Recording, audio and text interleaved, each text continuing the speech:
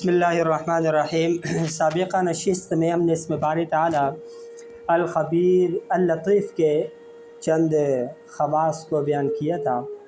آج کے اس نشست میں ہم اسم باری تعالیٰ الخبیر کے چند خواص کو بیان کرنے کی کوشش کریں گے۔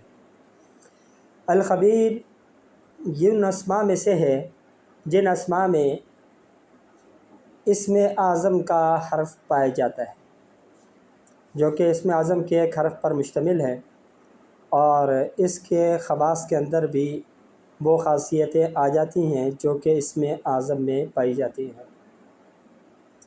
اس کے علاوہ یہ اسم کشادگی رزق، رنج و غم کے دفعے کے لیے انتہائی عجیب پرتاثیر مانا جاتا ہے، اور اس کے علاوہ نہ صرف یہ کہ کشادگی رزق اور رنج و غم اس سے دور ہو، بلکہ کوئی بھی مشکل درپیش ہو، اس اسم اعظم سے دم کیا جائے اور اس اسم باری تعالیٰ الخبیر سے دم کیا جائے تو وہ مصیبت اور پریشانی سے چھٹکارا مل جاتا ہے۔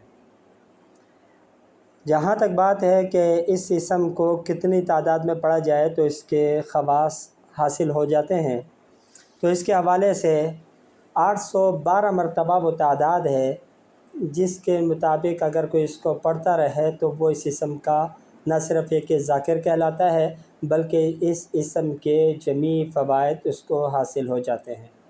اس اسم کے ذاکر کو دو قسم کی خلاتیں حاصل ہوتی ہیں۔ پہلی خلات جو ظاہری ہے وہ یہ ہے کہ زمین اور اہل زمین کے جو احوال ہیں، زمین کی پوشیدہ خبریں اللہ تعالیٰ وہ اس کے اوپر منکشف فرما دیتے ہیں، اور دوسری خلات جو حاصل ہوتی ہے وہ باطنی ہے۔ باطنی خلات اس اعتبار سے کہ اللہ تعالیٰ لوگوں کے دلوں کے اوپر آگاہی، ان کے احوال کے اوپر آگاہی دے دیتے ہیں، لوگوں کے احوال اس کے اوپر اللہ تعالیٰ اس ذاکر کو مطلع فرماتے ہیں۔ یہ اس کی باطنی جو ہے وہ خلات ہے جو اس اسم اعظم کی وجہ سے حاصل ہوتی ہے۔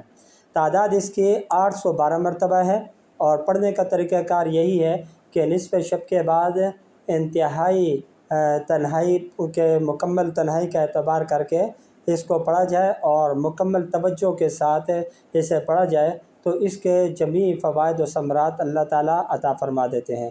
دعا فرمائے اللہ رب العالمین عمل کی توفیق عطا فرمائے۔